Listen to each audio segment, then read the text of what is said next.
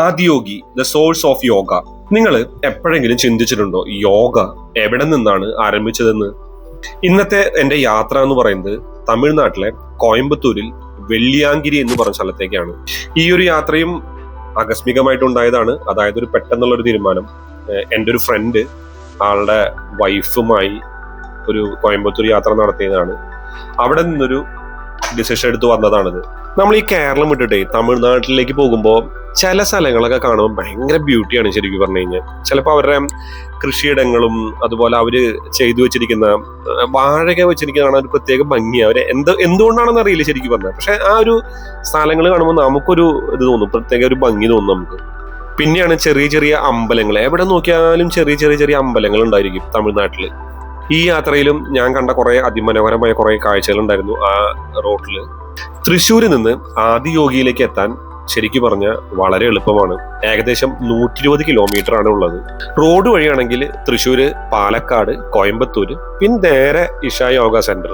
Train വഴിയാണെങ്കിൽ നിങ്ങൾ Coimbatore junction ഇറങ്ങാം. അവിടെ നിന്നൊരു ടാക്സിയോ ബസ്സോ പിടിച്ചാൽ നമുക്ക് ഡയറക്റ്റ് ആയിട്ട് അങ്ങോട്ട് എത്താം. കോയമ്പത്തൂർ എയർപോർട്ട് അവിടെ നിന്നൊരു 30 കിലോമീറ്റർ ആണ്. ഈ സ്ഥലത്തേക്ക് ഒരു റിമോട്ട് ഏരിയയിലാണ് ശരിക്കും പറഞ്ഞ ഈ ഒരു സ്ഥലം സ്ഥിതി ചെയ്യുന്നത് തന്നെ. അതുകൊണ്ട് തന്നെ എന്താ പറയാ, ഭയങ്കര പീസ്ഫുൾ ആൻഡ് കാമാണ് ആ സ്ഥലത്തേക്ക് എത്തിപ്പെടുമ്പോൾ. അങ്ങനെ ഞങ്ങളുടെ ഡെസ്റ്റിനേഷനിലേക്ക് എത്തിപ്പെട്ടു. ഇതാണ് മെയിൻ എൻട്രൻസ് എന്ന് പറയുന്നത്.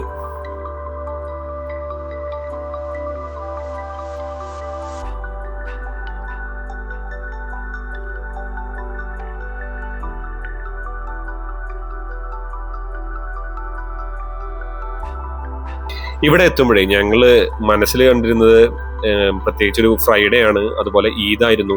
അപ്പൊ അധികം തിരക്കുകളൊന്നും ഉണ്ടാവില്ല എന്നൊക്കെ വിചാരിച്ചാണ് ഞങ്ങൾ ഇങ്ങോട്ട് വന്നത്. പക്ഷേ അവിടെ എത്തിക്കഴിഞ്ഞപ്പോഴാണ് ഞങ്ങൾക്ക് മനസ്സിലായത് ഇതുപോലെ ഞങ്ങളെ പോലെ തന്നെ വിചാരിച്ചാണ് അവിടെ പലരും വന്നിരുന്നത്. ഏകദേശം അത്യാവശ്യം നല്ല ക്രൗഡ് ഉണ്ടായിരുന്നു.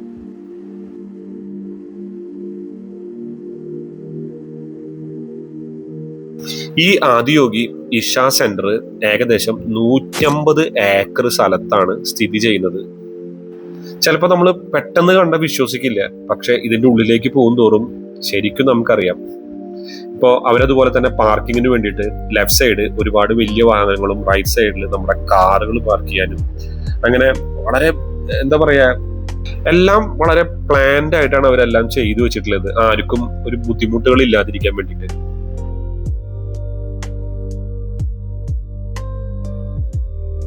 ഞങ്ങള് ഈവനിങ് ആണ് അവിടെ എത്തിപ്പെട്ടത്. ഏകദേശം ഒരു 5 മണിയൊക്കെ ആയി കാണും. നമ്മളൊന്ന് നോക്കിയേ ലെഫ്റ്റ് സൈഡിലേക്ക് ഒരു വ്യൂ. ഈ വ്യൂ കണ്ടിട്ടാണ് ഞങ്ങൾ പെട്ടെന്ന് ആദ്യം നമുക്ക് കിട്ടിയൊരു സർപ്രൈസ് അതായിരുന്നു. ഒരു പ്രത്യേക ഭംഗിയായിരുന്നു അവിടെ വന്നപ്പോൾ. പ്രത്യേകിച്ച് ആ ലെഫ്റ്റ് സൈഡിലുള്ള നാച്ചുറൽ വ്യൂ എന്ന് പറയുന്നത്, ഒരു ലാൻഡ്സ്കേപ്പും അതിന് ആ ഒരു സൂര്യനെ അസ്തമിക്കുന്ന ഒരു വ്യൂവും നല്ല ഭംഗിയായിരുന്നു. ഞാൻ കുറെ നേരം അവിടെ ആ ഒരു ഏരിയയിൽ നോക്കിയിരുന്നു വീഡിയോ കണ്ടിട്ട്. അത് കഴിഞ്ഞ് ഞങ്ങൾ പതുക്കെ നടക്കാൻ തുടങ്ങി. അവിടെ ഒരുപാട് സ്റ്റാളുകളൊക്കെ ഉണ്ട്. നിങ്ങളൊരു ഫാമിലി ആയിട്ടാണ് പോകുന്നതെങ്കിൽ നിങ്ങളുടെ മക്കൾക്കുള്ള വെള്ളം നിങ്ങൾക്ക് കൊണ്ടുപോകാം. അതല്ലാതെ തന്നെ അവിടെ നിന്ന് തന്നെ നിങ്ങൾക്ക് ആവശ്യമുള്ള എല്ലാതും കിട്ടും കേട്ടോ. ശരിക്കും പറഞ്ഞു കഴിഞ്ഞാൽ ചെറിയ ചെറിയ ഷോപ്സുകളുണ്ട്, കോഫി ഷോപ്സുകൾ, അതുപോലെ തന്നെ സ്നാക്സുകളും എല്ലാം നിങ്ങൾക്ക് അവിടെ നിന്ന് തന്നെ കിട്ടും.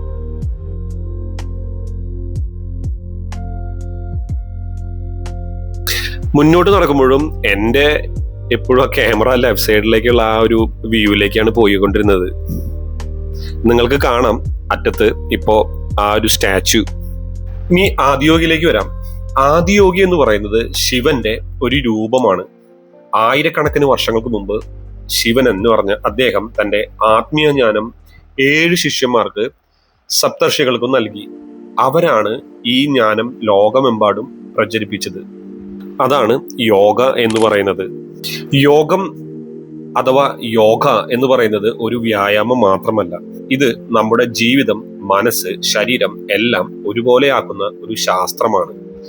സാധാരണ ഭാഷയിൽ പറഞ്ഞാൽ ഇത് പുറത്തേക്കല്ല, ഉള്ളിലേക്കുള്ള ഒരു യാത്രയാണ്.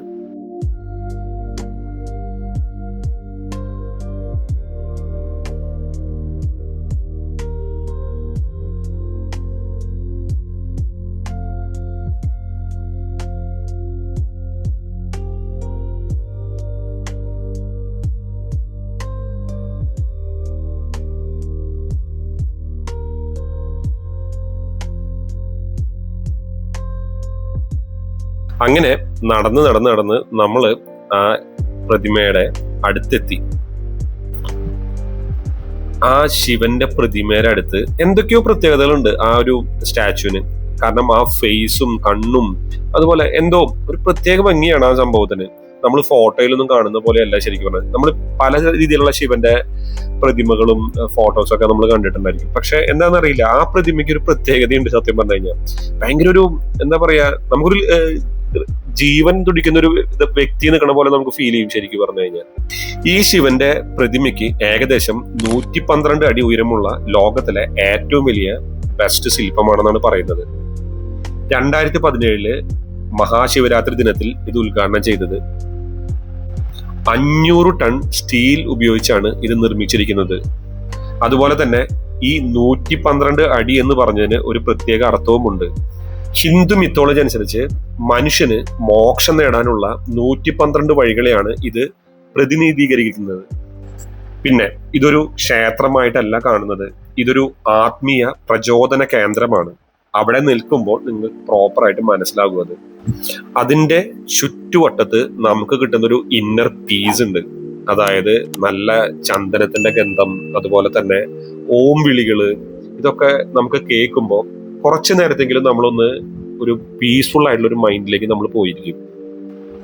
പിന്നെ ഈ ശില്പം ഒരു സാധാരണ രീതിയിൽ പണിതതല്ല.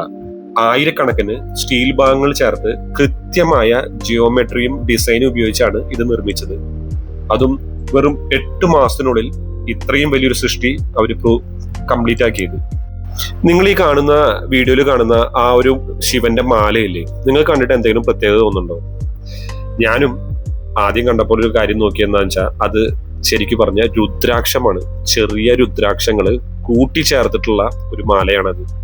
പിന്നെ ഇത് നിർമ്മിച്ചിട്ടുള്ളത് സദ്ഗുരു ആണ്. സദ്ഗുരു ഏകദേശം എനിക്ക് തോന്നുന്നു യൂട്യൂബിൽ ഓൾറെഡി ഒരു വീഡിയോ അദ്ദേഹത്തിന്റെ ഉണ്ട്. ഈ ഒരു സ്റ്റാച്ചു നിർമ്മിക്കുന്നതിന് വേണ്ടി ആള് മൾട്ടിപ്പിൾ ടൈംസ് അതിന്റെ ഫേസ് ആൾക്ക് വിചാരിച്ച പോലെ കിട്ടാത്തത് കൊണ്ട് മൾട്ടിപ്പിൾ ടൈംസ് തന്നെ മാറ്റിയിട്ടുണ്ട് ശരിക്കും പറഞ്ഞു കഴിഞ്ഞാൽ. ഞാൻ നേരത്തെ പറഞ്ഞ പോലെ ഇഷ യോഗ സെന്ററിൽ എത്തുമ്പോൾ ആദ്യം നിങ്ങൾക്ക് അനുഭവപ്പെടുന്നത് ഒരു ശാന്തതയാണ്.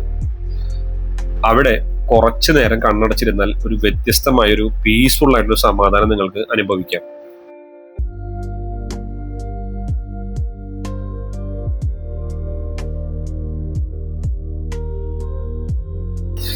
ഞങ്ങള് കുറെ നേരം ആ ഒരു ലാൻഡ്സ്കേപ്പും അതുപോലെ തന്നെ ആ സൂര്യൻ അസ്തമിക്കുന്ന കാഴ്ചകളും കണ്ട് കുറെ നേരം അങ്ങോട്ട് നോക്കിയിരുന്നു. എന്തോ ഒരു പ്രത്യേക ഭംഗിയാണ് ആ ഒരു സ്റ്റാച്ചുവിന്റെ ചുറ്റപ്പെട്ട് നിൽക്കുന്ന സ്ഥലം. ഞാൻ നേരത്തെ പറഞ്ഞ പോലെ ഒരു 150 ഏക്കറിൽ ഇങ്ങനെ ഒരു സ്ഥലം ചെയ്യണമെന്നുണ്ടെങ്കിൽ, അല്ലെങ്കിൽ ഇങ്ങനെ ഒരു സംഭവം കൊണ്ടുവരണമെങ്കിൽ അത്രയും എന്താ പറയാ പ്ലാൻഡ് ആയിട്ട് അവർ ആ സംഭവത്തിനെ കൊണ്ടുവന്നിട്ടുണ്ട്. പിന്നെ സൂര്യൻ അസ്തമിച്ച ശേഷം അവിടെ ഒരു അത്ഭുതം ഉണ്ടാകുന്നുണ്ട്. അതായത് ആദിയോഗിയുടെ ദിവ്യ ദർശനം, ഒരു 3D ലൈറ്റ് സൗണ്ട് ഷോ.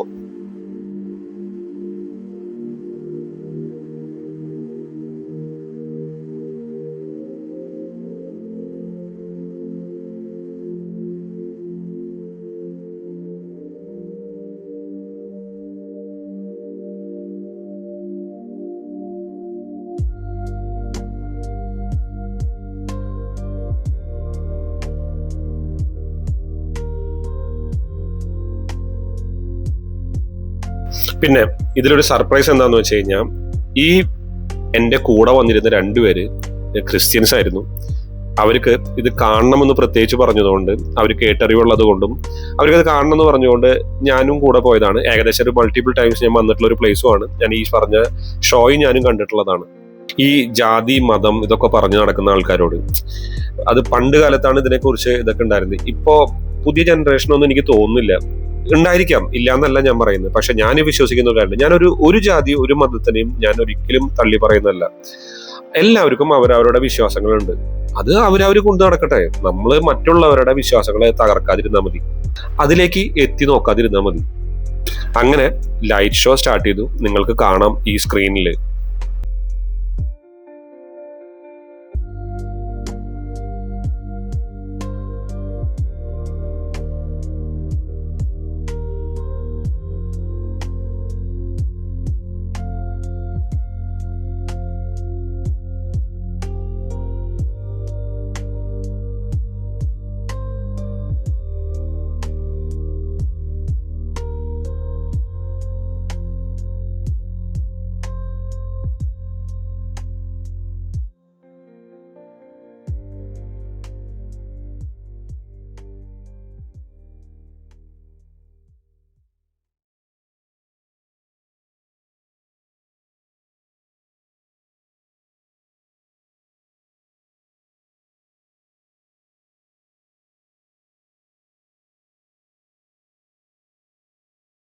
ആദിയോഗിയുടെ മുഖത്ത് തന്നെയാണ് ലേസർ ലൈറ്റുകളും പ്രൊജക്ഷനും ഉപയോഗിച്ച് ഒരു കഥയാണ് അവർ പറയുന്നത്. ഈ ഷോയിൽ സദ്ഗുരുവിന്റെ ശബ്ദത്തിലാണ് നരേഷൻ. അദ്ദേഹം ഇവിടെ ഈ ഒരു ഷോയിൽ വിശദീകരിക്കുന്നത് ആദിയോഗിയുടെ കഥ, ഈ യോഗത്തിന്റെ ഉത്ഭവം, സപ്തർഷികൾക്ക് നൽകിയ ജ്ഞാനം, ജീവിതത്തെ മാറ്റാനുള്ള മാർഗങ്ങൾ. അതുപോലെ തന്നെ അദ്ദേഹം എടുത്തു തന്നെ പറയുന്നുണ്ട്, യോഗ എന്ന് പറയുന്നത് ഒരു വ്യായാമം മാത്രമല്ല, ജീവിതത്തെ പൂർണ്ണമായി അനുഭവിക്കുന്ന ഒരു ശാസ്ത്രമാണ്. അതുപോലെ നിങ്ങളുടെ ഉള്ളിലേക്ക് ഒന്ന് തിരിഞ്ഞാൽ നിങ്ങൾ തന്നെ നിങ്ങളുടെ ജീവിതത്തിന്റെ സ്രഷ്ടാവാകും. ഒരിക്കലും ഇത് കാണാതെ നിങ്ങൾ തിരിച്ചു പോകരുത്. കഴിയാവുന്നതും വൈകുന്നേരം പോവാൻ ശ്രമിക്കുക. അതുപോലെ തന്നെ കംഫർട്ടബിൾ ആയിട്ടുള്ള ഡ്രസ്സുകൾ ധരിക്കുക. ധ്യാനത്തിന് സമയം നിങ്ങൾക്ക് ചെയ്യാൻ കഴിയുന്നുണ്ടെങ്കിൽ മാറ്റിവെക്കുക. അതുപോലെ തന്നെ ശാന്തത നന്നായി പാലിക്കുക. പെട്ടെന്ന് ഒരു എന്താ പറയാ, ഇതിനു വേണ്ടി മാത്രമായിട്ട് നിങ്ങൾ പോകാൻ ശ്രമിക്കുക. പിന്നെ ഫോട്ടോഗ്രാഫി പുറത്തുനിന്ന് അനുവദനീയമാണ്, പക്ഷേ അമ്പലത്തിന്റെ ഉള്ളിലേക്ക് കടക്കുമ്പോൾ അത് നിയന്ത്രണങ്ങളുണ്ട്. സമയം രാവിലെ 6 മുതൽ 8 വരെയാണ് പ്രവേശനം, അതുപോലെ തന്നെ സൗജന്യവുമാണ്.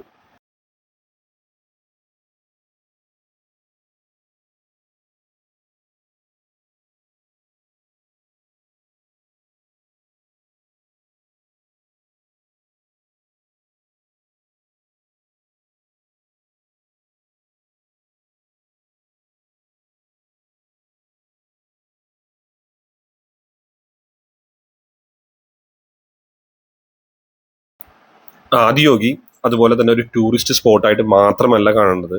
നിങ്ങൾക്ക് ഒരു ശാന്തമായ ഒരു സ്ഥലം, ഒരു അനുഭവം നിങ്ങൾക്ക് വേണം, അതുപോലെ തന്നെ നിങ്ങളുടെ ഉള്ളിലേക്കുള്ള ഒരു യാത്ര എന്ന് നിങ്ങൾ കാണുന്നുണ്ടെങ്കിൽ, അതുപോലെ തന്നെ ജീവിതത്തിന്റെ ഈ ഒരു തിരക്കുകളിൽ നിന്ന് കുറച്ച് സമയം മാറ്റിവെച്ച് ഒരിക്കലെങ്കിലും എത്തിപ്പെടേണ്ട അല്ലെങ്കിൽ കണ്ടിരിക്കേണ്ട ഒരു സ്ഥലമാണ് ഈ ആദിയോഗി.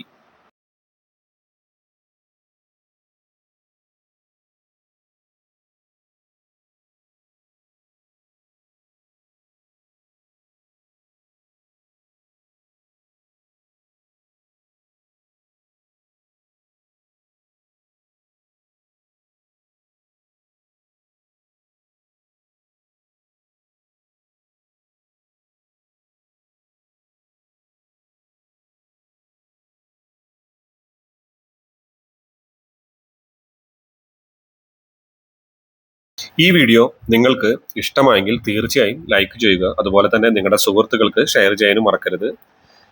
അതുപോലെ ഇതുപോലുള്ള കൂടുതൽ യാത്രാ വിശേഷങ്ങളുമായി ഈ ചാനൽ സബ്സ്ക്രൈബ് ചെയ്യാനും മറക്കരുത്. അടുത്ത വീഡിയോയിൽ കാണാം. നന്ദി.